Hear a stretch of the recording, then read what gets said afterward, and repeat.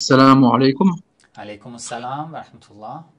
En fait, j'avais une question sur l'infaillibilité des prophètes. Oui, Et je sais que dans le chiisme, on dit que les 14 infaillibles sont le prophète Mohammed, Fatima et les 12 imams.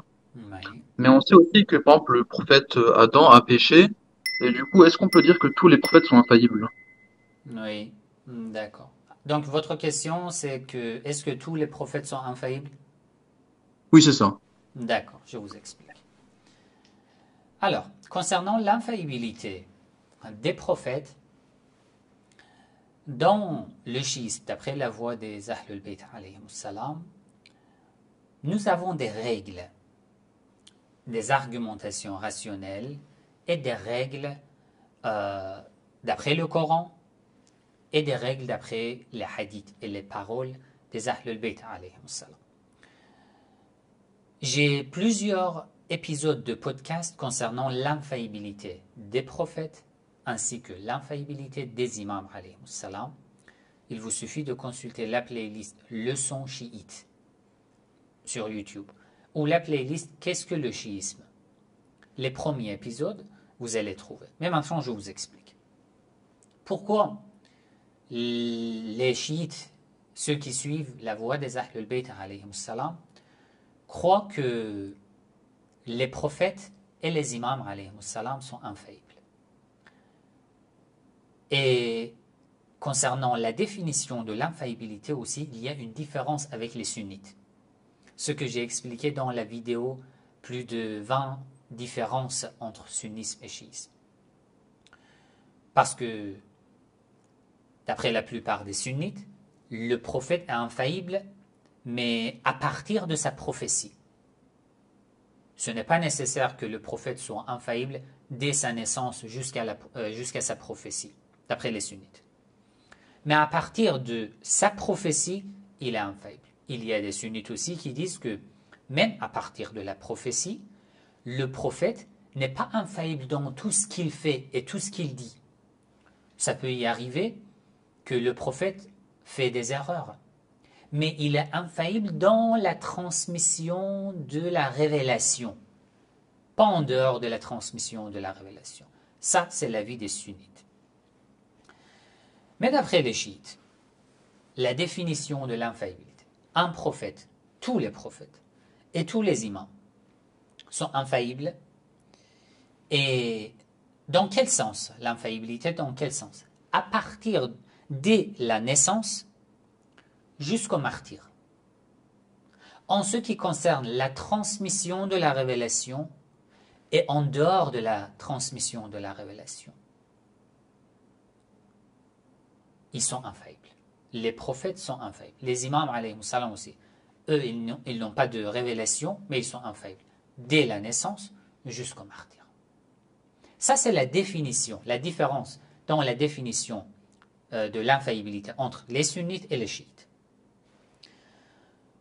Pourquoi les chiites pensent que les prophètes, d'abord, les prophètes sont infaillibles?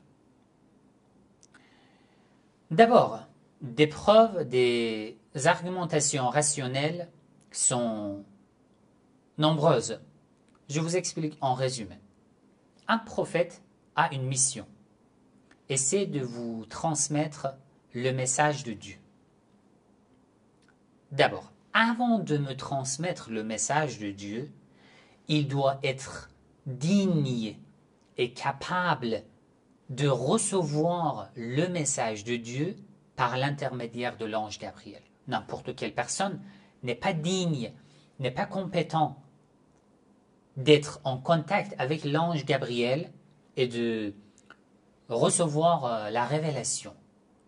Ça nécessite un rang tellement élevé dans la spiritualité. D'accord? Donc, une personne qui a fait des erreurs, qui a commis des péchés dès la naissance jusqu'à la prophétie, une telle personne peut être digne de recevoir la révélation de la part de l'ange Gabriel, de la part d'Allah? Bien sûr que non. Ça, c'est le numéro un. Numéro 2. après la mission de la prophétie, un prophète doit être infaillible dans tous les domaines, pas seulement dans le cadre de la transmission de la révélation. Pourquoi? Parce que le prophète est en train de te donner un conseil. Par exemple, tu es en train de lire dans les livres de hadith. Le prophète a dit ceci, il a dit cela. Si tu crois comme les sunnites que le prophète est infaillible dans le cadre de la transmission de la révélation, et non en dehors de la transmission de la révélation, qui peut distinguer ce que le prophète est en train de dire maintenant? Est-ce que ça fait partie de la révélation ou ça ne fait pas partie de la révélation? Si ça fait partie de la révélation, il est infaillible, il ne fait pas d'erreur. Mais si ça ne fait pas partie de la révélation, il peut faire des erreurs.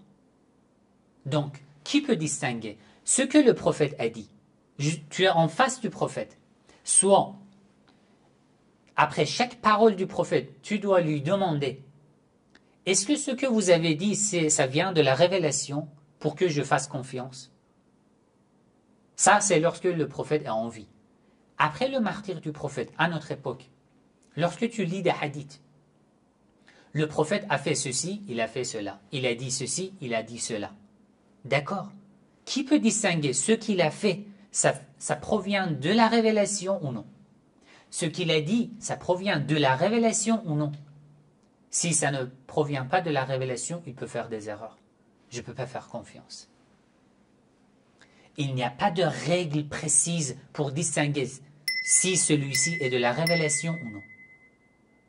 C'est pour ça que, d'après la voix des Ahlul Bayt alayhim salam, nous disons que, d'après les arguments rationnels, un prophète doit être infaillible dans tous les domaines. Dans le cadre de la transmission de la révélation et en dehors de la transmission de la révélation. Sinon, personne n'arrive à lui faire confiance. Personne. Vous voyez, la confiance en les prophètes devient impossible. Et ceci est à l'encontre de l'objectif divin concernant l'envoi des prophètes. Il envoie des prophètes pour guider l'humanité. Alors, l'envoyé déjà peut faire des erreurs. L'humanité ne lui fait pas confiance. L'humanité ne le suit pas. L'humanité ne sera pas guidée. Ça, c'est une des preuves sur l'infaillibilité des prophètes. C'est pour ça que, dans le Coran, Allah dit au prophète Ibrahim, « Inni ja'aluka linnasi imaman » Je veux faire de toi un imam pour les gens. Un imam. Même le statut d'un imam. Il était déjà prophète. Mais maintenant, il dit, je veux faire de toi un imam. Lorsque Allah dit dans les versets précédents, nous avons éprouvé Ibrahim à plusieurs reprises. فَأَتَمَّهُنَّ Il les a terminés avec succès. À ce moment-là,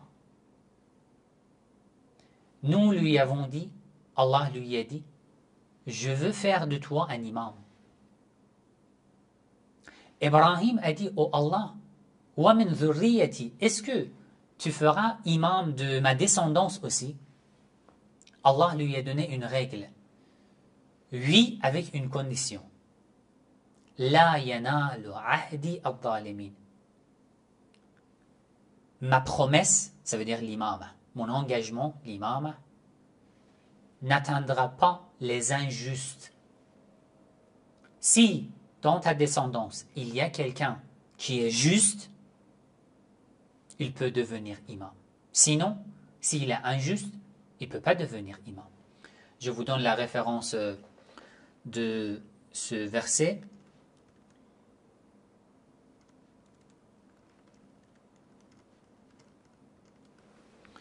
La sourate Al-Baqarah, le verset 124.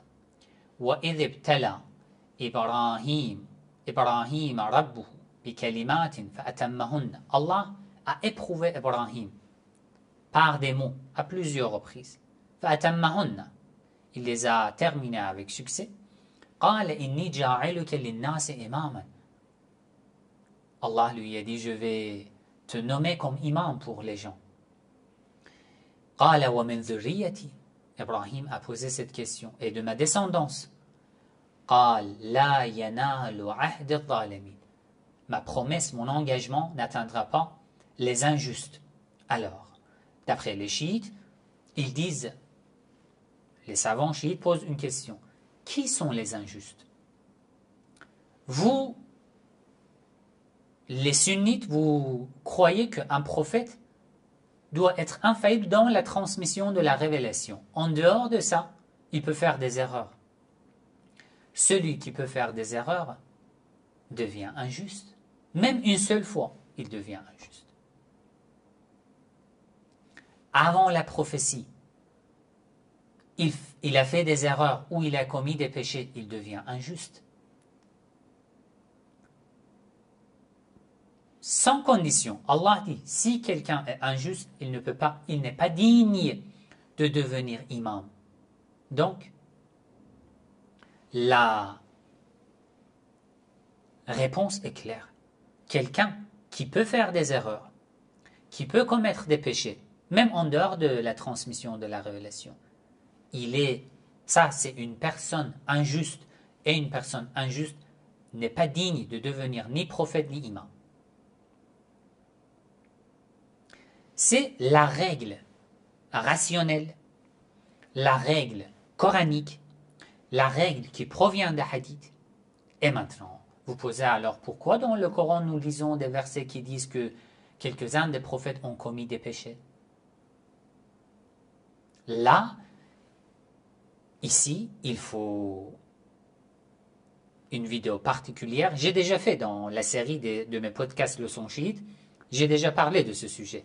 Est-ce que les prophètes ont commis des péchés comme le prophète Moïse, comme Adam et les autres? Ou non? Donc ici, je reviens à la règle. Nous ne pouvons pas prendre un seul verset, un seul hadith, et dire que voilà, c'est ce que l'islam dit. Voilà, le Coran dit qu'un tel prophète a commis un péché. Non, il faut voir l'ensemble du Coran, l'ensemble des hadiths. Un seul verset du Coran doit être interprété par d'autres versets du Coran. La règle du Coran dit que quelqu'un qui devient prophète ne peut pas être injuste. Donc là où tu penses, tu comprends d'un verset du Coran que peut-être un prophète a commis un péché, il faut vérifier ce verset avec l'ensemble des versets pour voir que signifient ces versets.